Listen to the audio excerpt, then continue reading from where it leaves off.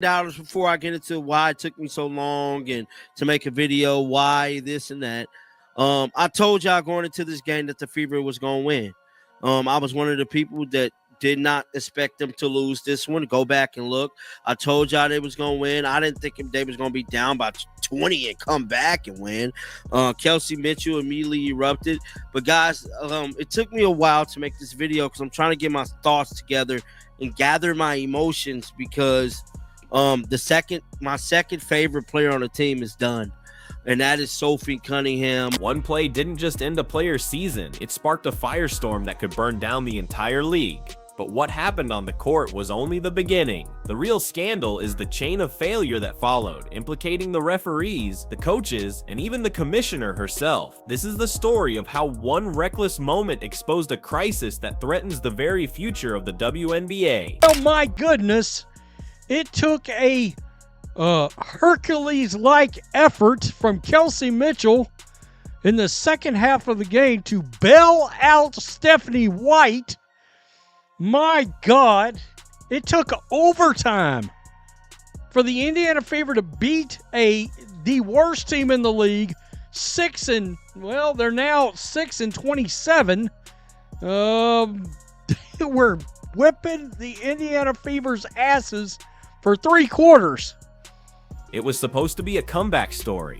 The Indiana Fever, down by 20, were clawing their way back against the Connecticut Sun, but the victory they eventually snatched came at a jaw-dropping price. In a split second, the game turned from a competition into something that looked more like a back-alley brawl. Fever star Sophie Cunningham, the glue holding the injury-plagued team together, went down hard, and the replay revealed something truly disturbing. Dirty, dirty Bria, of course, it had to be a dirty, dirty Bria. I would really hate to see ya in a dark alley. Dirty Bria Hartley back at it again with her shenanigans, and this time around, she had her eyes set on one Sophie, the trophy Cunningham. Sophie, get well soon. Hopefully the MRI later today shows nothing too serious. Would love to see you back on the court. This wasn't just an awkward fall, it was a full-body collision initiated by Connecticut's Bria Hartley, who landed with her entire weight directly on Cunningham's leg. It looked less like a basketball play and more like a WWE finishing move. Sophie didn't sign up for rugby, she didn't audition to be a human floor mat. Yet there she was, crumpled on the hardwood while the game just continued. To understand the fury that followed, you have to see the moment it all went wrong. And I want to talk about what Coach Stephanie White had to say after the game. During an interview, she said these players have something inside of them that you just can't teach. They bring it out in each other, and it allows us to get through these incredibly tough times. It gives us a chance. I'm so incredibly proud of them for continuing to believe. And that is something where I feel like the media or other players have said that the Fever have locker room issues, and we even heard that last season. It seems like this core group, since DeWanna Bonner has departed and she is no longer with the team, it seems like this group really has come together, and whether they are winning or losing, they do have a sense of togetherness. And here's the part no one can believe. Bria Hartley, a player who many are now calling one of the dirtiest in the league, launched herself into Sophie's knee. You can see it clearly, a reckless lunge that seemed designed to do maximum damage. If intent could scream, that entire collision was shouting at the top of its lungs. Calling it a tough play is an insult. It was an assault with sneakers. Sophie Cunningham, oh man, I gotta tell you, this victory, it came with a big price. Bria Hartley, let me just start there. But that twist was nothing compared to what came after. Because we've got Sophie Cunningham's sister and mother weighing in on the league, and Bria Hartley right here. This is Hartley right here coming in. Right there. And Hartley just kind of falls, and she crushes in on the knee of Sophie right here. She went down hard. And that was it. That's like she tried Sophie to was upset, right, and Hartley just kind of falls and right there once again into the knee. They had to pull out towels to sort of cover the situation up. Bria Hartley getting absolutely destroyed by everybody.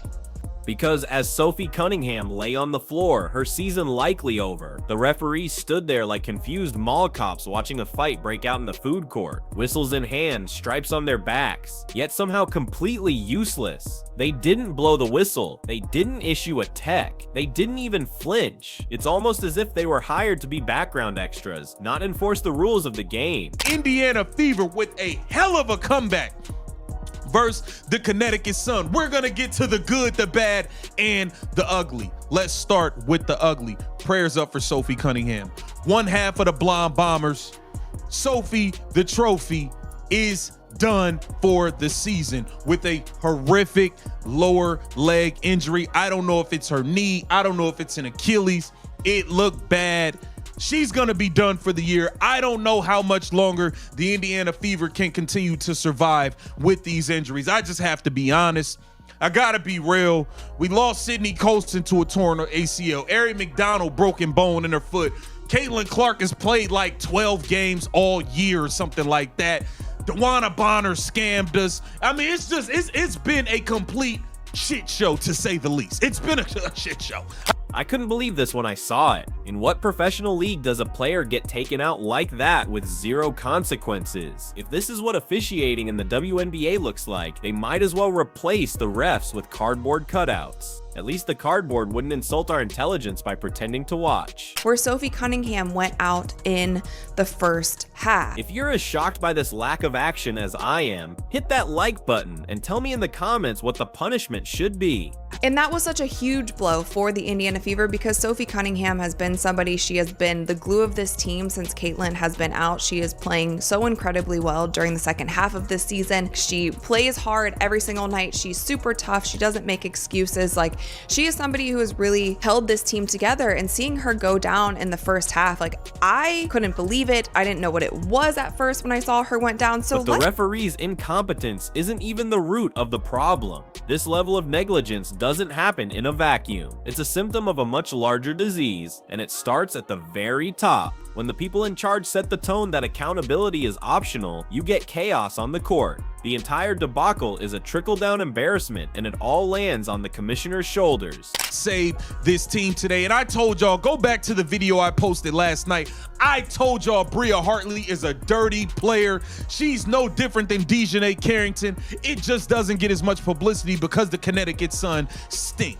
Point blank, period. She's reckless. She injured Sophie Cunningham, and it is a travesty. Stephanie White, you better go and you need to be buying Kelsey Mitchell food all week. You need to send her a personal masseuse because she saved your job tonight. Yeah. The fish rots from the head, and the silence from the commissioner's office has been deafening. In any other league, this incident would bring immediate ejections, a press conference on player safety, and a massive suspension. In the WNBA, crickets. Just a weak hope that fans will forget. But fans aren't forgetting. They're starting to ask a question the league is terrified to answer. Is driving in. Sophie Cunningham, or Kelsey Mitchell comes down. Sophie Cunningham overhelps. And Bria Hartley just kind of plows through her leg by the looks of things. So I need to see where she plows through. She kind of plows through the knee, and Sophie's holding like her patella. She's holding her patella. It does look like it's a patella. It's a patella injury. Normally people will hold higher in their knee if it's a knee ligament injury. And that question is, should the WNBA even exist if it can't protect its own players? That might sound extreme, but the calls to disband the whole operation are getting louder. Fans tune in for basketball, not to watch their favorite players get flattened in a demolition derby.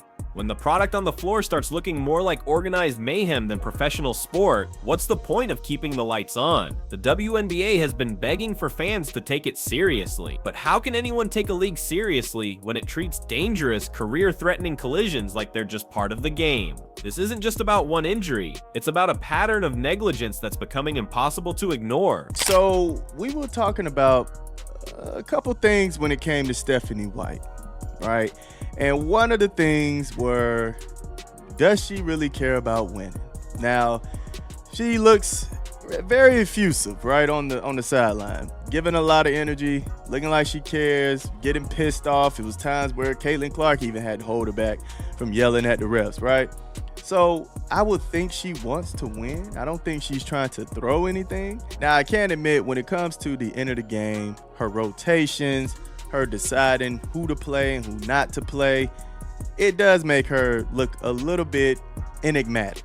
And while the league's future hangs in the balance, the Indiana Fever are facing an immediate crisis. This team has been absolutely decimated by injuries all season. They lost Sydney Colson to a torn ACL. Ari McDonald suffered a broken bone in her foot. Caitlin Clark has missed significant time. Sophie Cunningham was the one constant, the tough-as-nails leader who was holding it all together. Seeing her go down wasn't just a blow, it felt like the final heartbreaking chapter in a season from H*LL.